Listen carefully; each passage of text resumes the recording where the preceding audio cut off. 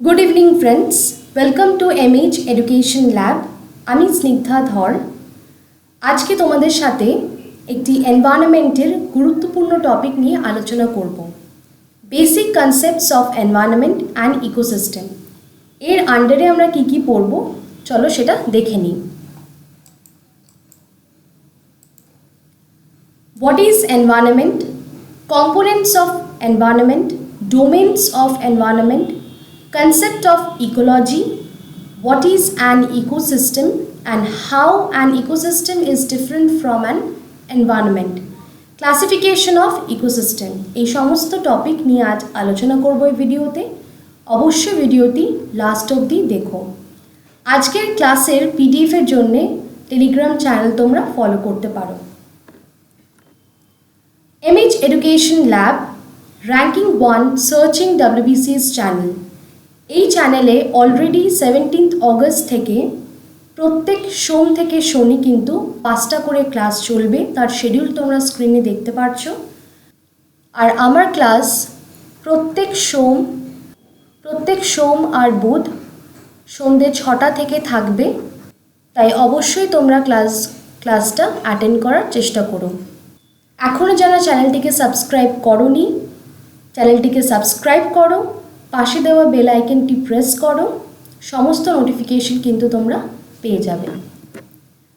WBCS এবং অন্যান্য সমস্ত চাকরি পরীক্ষার কমনযোগ্য নোটস, মক টেস্ট এবং ভিডিও কোর্সের জন্য আজই আমাদের ওয়েবসাইট ভিজিট করতে পারো www.mheducationlab.com। প্রিপারেশনটা আরেকটু বেটার করার জন্যে MH এডুকেশন ল্যাবের অ্যাপ আছে, সেখানে তোমরা কিছু লেটেস্ট কোর্সেস চলছে, সেখানে কিন্তু তোমরা এই কোর্সগুলোতে এনরোল করতে পারো। সমস্ত লিঙ্ক ভিডিও ডেসক্রিপশনে দেওয়া আছে। তাহলে বেশি দেরি না করে চলো আজকে ক্লাসটি শুরু করি। What is environment? আমরা এনভায়রনমেন্ট বলতে কি বুঝি? এই এনভায়রনমেন্ট ওয়ার্ডটি ফ্রেঞ্চ ওয়ার্ড দ্যাট ইজ এনভার্নোনিয়া থেকে ডিরাইভ হয়েছে বা এসেছে। তাহলে এই এনভার্নোনিয়ার মানেটা কি? এনভার্নোনিয়ার মানে হচ্ছে টু সারাউন্ড। সো এনভার্নোনিয়া থেকে এনভায়রনমেন্ট ওয়ার্ডটি এসেছে। এটি একটি ফ্রেঞ্চ ওয়ার্ড আর এর মানে হচ্ছে টু সারাউন্ড, আমাদের আশেপাশে যা রয়েছে। আশেপাশে কিন্তু আমাদের শুধুমাত্র লিভিং না, নন লিভিং জিনিসও কিন্তু আছে। তাই এনভায়রনমেন্ট দুটো জিনিস নিয়ে তৈরি, সেটা হচ্ছে নন লিভিং অ্যান্ড লিভিং। অর্থাৎ নন লিভিংকে আমরা বলবো অ্যাবায়োটিক ফ্যাক্টর আর লিভিংকে বলবো বায়োটিক ফ্যাক্টর। অ্যাবায়োটিক ফ্যাক্টর যেগুলো তাদের কোনো প্রাণ নেই, তাই তাদেরকে ফিজিক্যাল বা নন লিভিং বলা হয়। যেমন কি? যেমন টেম্পারেচার, সানলাইট কিংবা উইন্ড, প্রেশার, এইসব জিনিস কিন্তু সব অ্যাবায়োটিক ফ্যাক্টরস। লাইট, এটাও হচ্ছে একটা অ্যাবায়োটিক ফ্যাক্টর।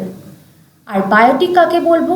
বায়োটিকের মধ্যে কিন্তু প্লান্ট, অ্যানিমালস, মাইক্রো অর্গানিজম যেমন ব্যাকটেরিয়া, প্রত্যেকটা লিভিং জিনিস কিন্তু বায়োটিক ফ্যাক্টর। তাই এনভায়রনমেন্ট এই অ্যাবায়োটিক আর বায়োটিক ফ্যাক্টর নিয়ে কিন্তু তৈরি হয়েছে।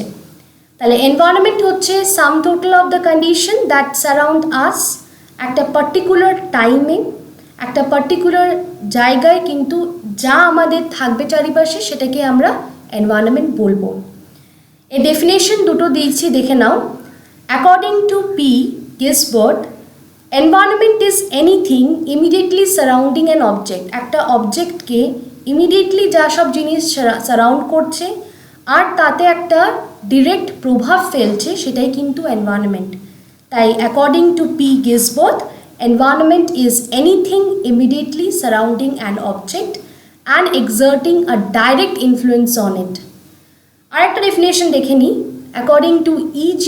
রস, environment is an external force which influence us। তাহলে এনভায়রনমেন্টকে কি বলতে পারি? এটা একটা কম্বিনেশন অফ ফিজিক্যাল মানে নন লিভিং অ্যান্ড বায়োলজিক্যাল মানে বায়োটিক বা লিভিং জিনিস দ্বারা এটা একটা combination of both the things which affect the life of an organism. তাই একটা অর্গানিজম তার চারিপাশে both physical and biological components নিয়েই কিন্তু এনভায়রনমেন্ট তৈরি হয়েছে। এবার কম্পোনেন্টস অফ এনভায়রনমেন্টের কম্পোনেন্টস কী কী? অবভিয়াসলি একটা ন্যাচারাল থাকবে, একটা ম্যানমেড থাকবে। ন্যাচারালের মধ্যে natural environment, human made environment. Human environment মানে কি? হিউম্যান এনভায়রনমেন্ট মানে মানুষের সাথে মানুষের যে ইন্টারাকশনসগুলো, তাদের অ্যাক্টিভিটিসগুলো যেগুলো হচ্ছে। আর হিউম্যান মেড মানে হিউম্যান যেগুলো বানিয়েছে, যেমন বিল্ডিং বলতে পারো, কোনো ইনফ্রাস্ট্রাকচার বলতে পারো।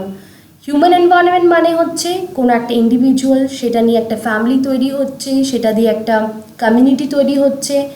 এই যে একটা প্রসেস বা সেইগুলো সব একটা পপুলেশন, একটা দেশ তৈরি হচ্ছে, এই যে এটাকে বলছে হিউম্যান এনভায়রনমেন্ট। এর ডিটেলসটা চলো দেখে নিই। ন্যাচারাল এনভায়রনমেন্ট কি?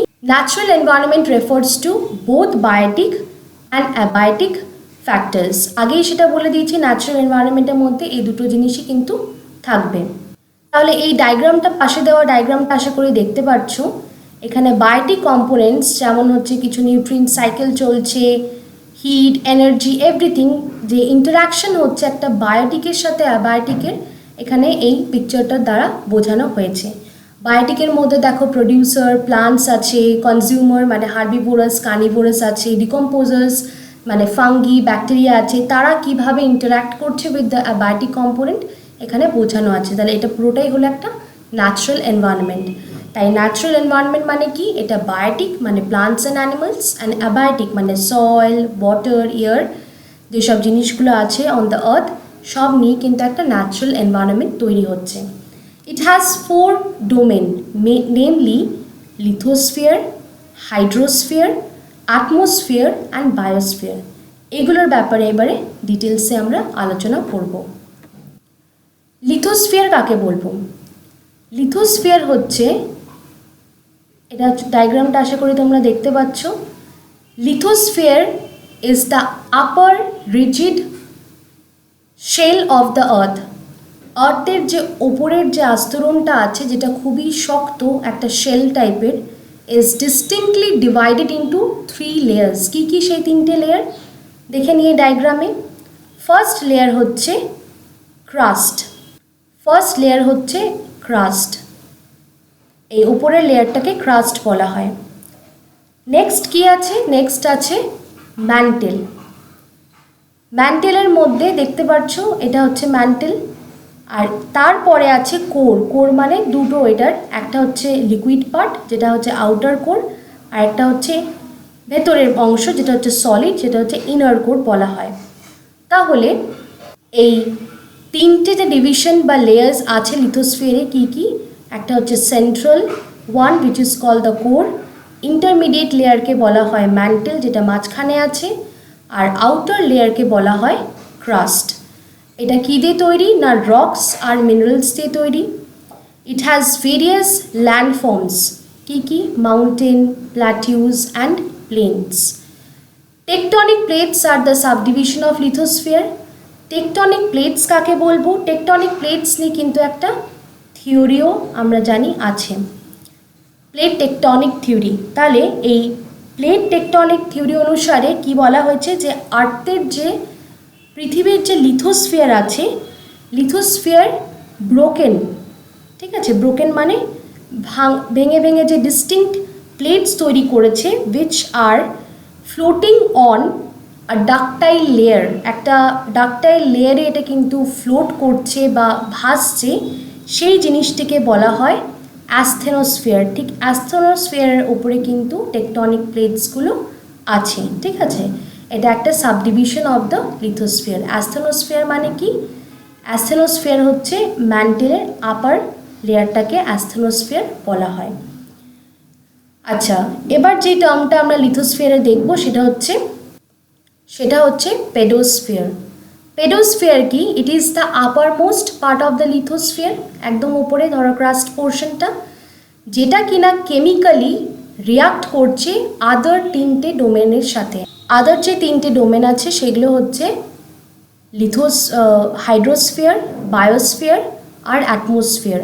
তাহলে এই পেডোস্ফিয়ার হচ্ছে আপার মোস্ট সবথেকে ওপরের পোর্শন লিথোস্ফিয়ারে, যেটা কেমিক্যালি রিয়্যাক্ট করছে আরও তিনটে ডোমেনের সাথে, তাই তো। আর এই ডোমেনগুলো হচ্ছে হাইড্রোস্ফিয়ার, বায়োস্ফিয়ার আর অ্যাটমসফিয়ার। তাহলে এই আপার মোস্ট পার্ট যে লিথোস্ফিয়ারটা বলা হচ্ছে, এটা এই তিনটে ডোমেনের সাথে কখন রিয়্যাক্ট করছে না সয়েল ফর্মেশন প্রসেসে, যেটাকে বলা হচ্ছে পেডোস্ফিয়ার। নেক্সট আমরা দেখে নিই হাইড্রোস্ফিয়ার। হাইড্রোস্ফিয়ার কি? হাইড্রোস্ফিয়ার হচ্ছে ইট is the domain of water. Now it consist of various sources of water. কি কি? রিভার, নদী হতে পারে, লেক হতে পারে, ওশেন বা সিজ হতে পারে। এখানে কি হচ্ছে না অনলি 2.5% অফ আর্থ ওয়াটার হচ্ছে fresh water, and even in this 2.5% এর মধ্যেও 69% কোন ফর্মে আছে না স্নো বা আইস ফর্মে আছে।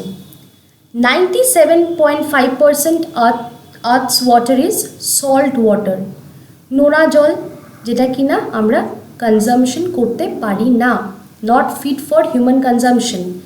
71% of the earth's surface covered with or covered by ocean.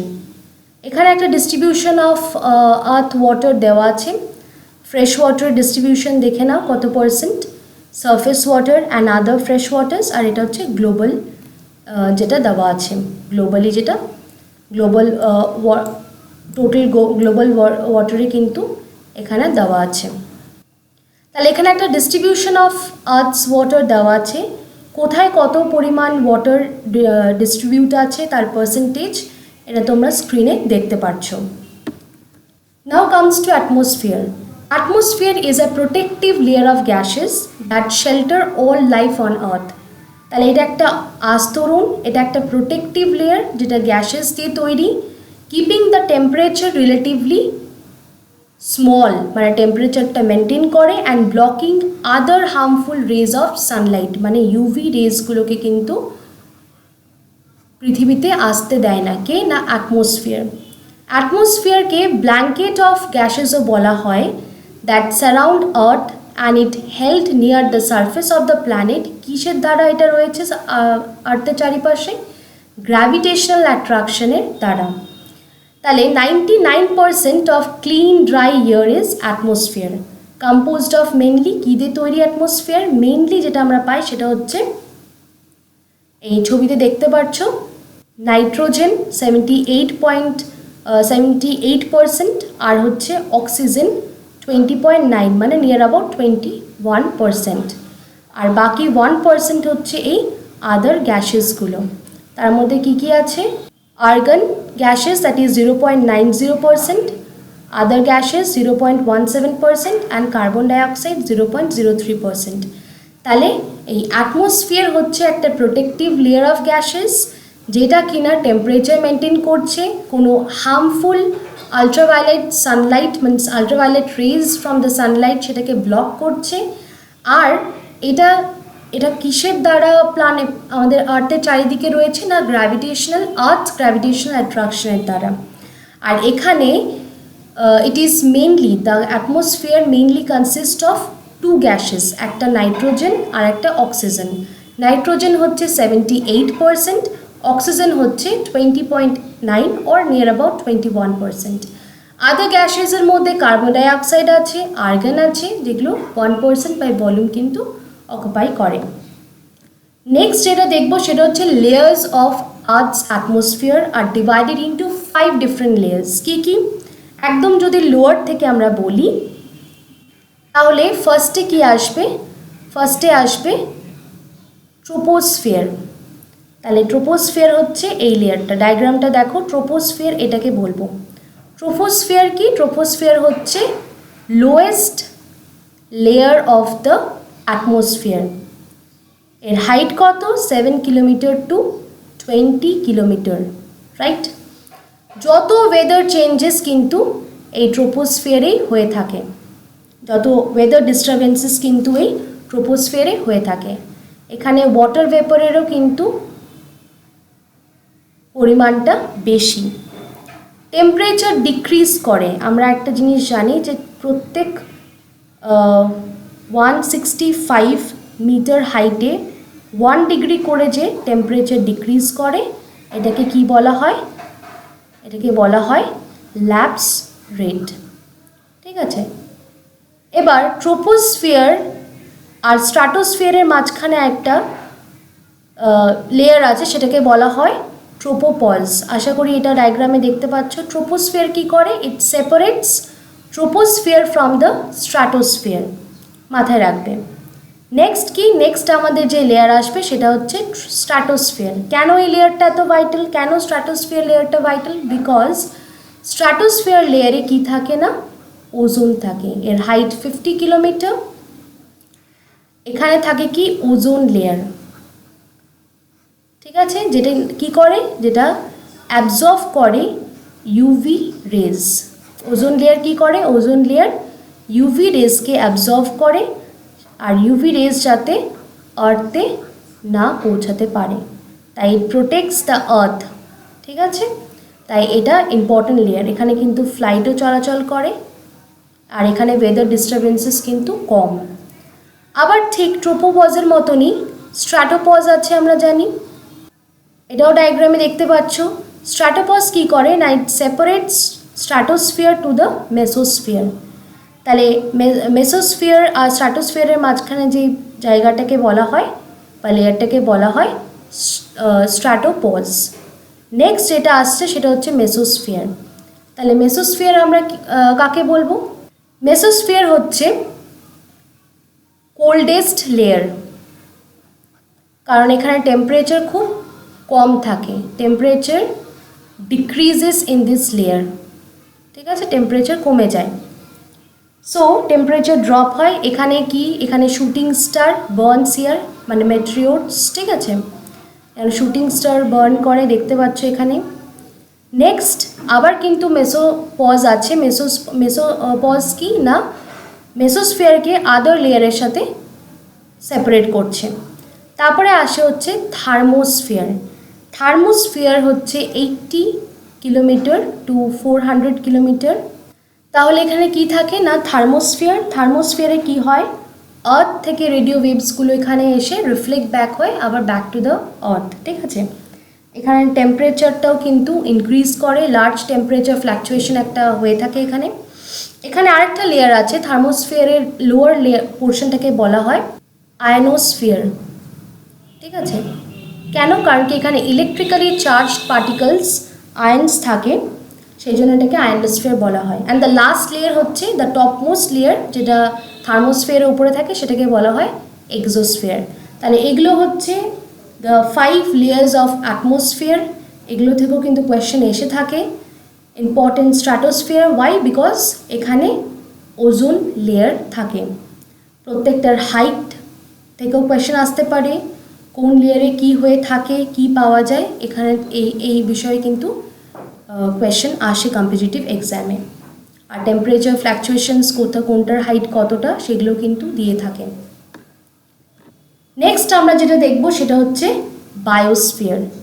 Already আমরা 3টে ডোমেন পড়ে নিয়েছি। ফার্স্টে পড়লাম লিথোস্ফিয়ার, দেন হাইড্রোস্ফিয়ার, দেন অ্যাটমসফিয়ার। এবার যেটা পড়বো সেটা হচ্ছে বায়োস্ফিয়ার।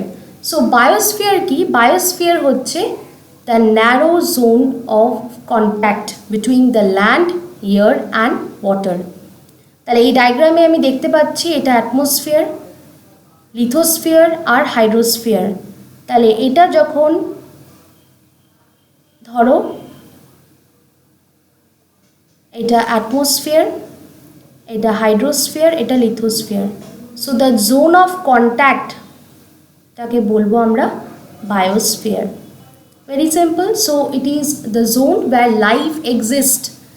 আর এই অর্গানিজমস অফ বায়োস্ফিয়ারকে দুভাগে ভাগ করা হয়েছে, কমনলি ডিভাইডিং টু 2। একটা হচ্ছে প্লান্ট কিংডম আর একটা হচ্ছে অ্যানিমাল কিংডম।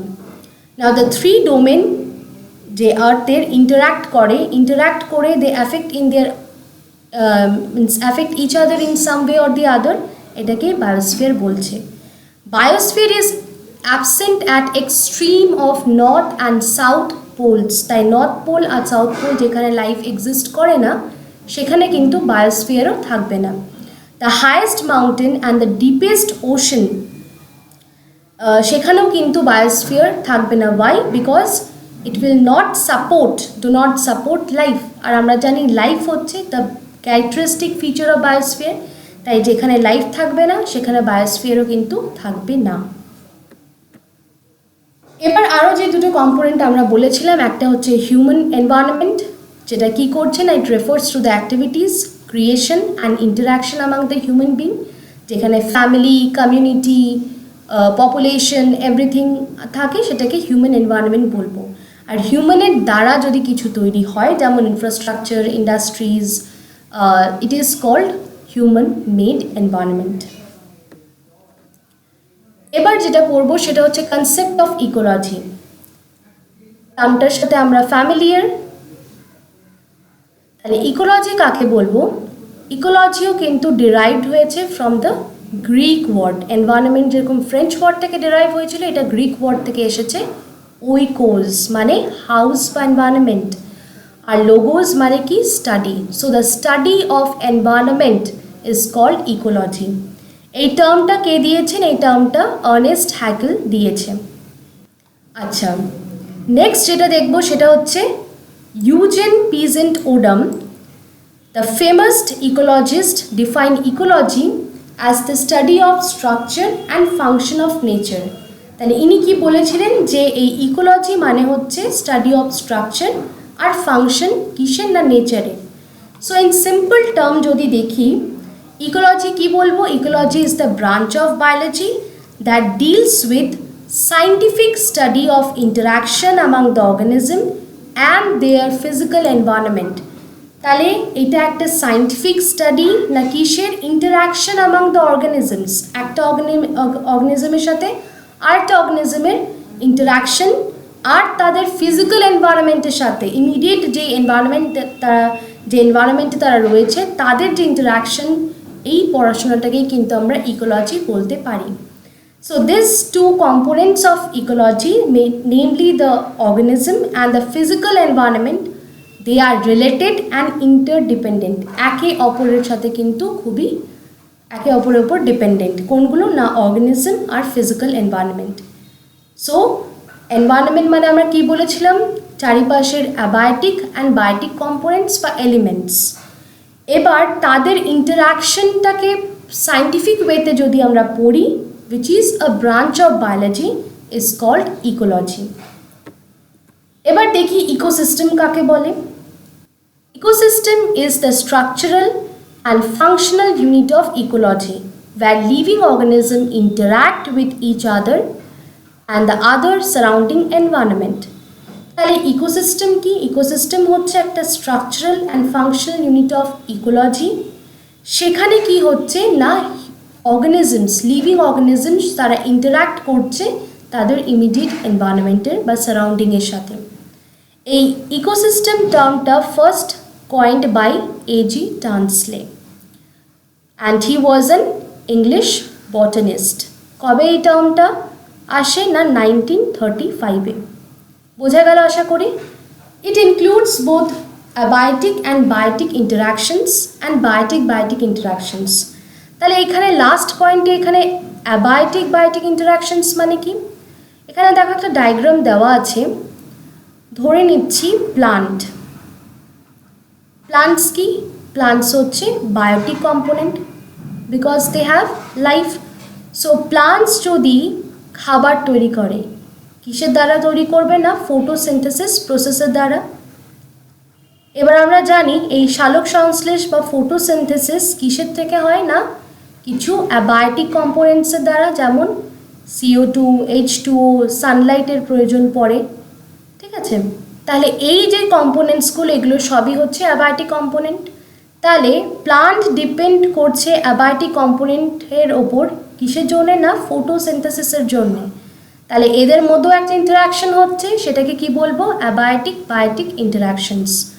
আর যখন এই প্লান্টটাকে কোনো প্রাইমারি কনজিউমার বা হার্বিভোরাস কনজিউম করছে, প্লান্টকে কোনো হার্বিভোরাস ধরো কনজিউম করছে, বা এই হার্বিভোরাসকে কোনো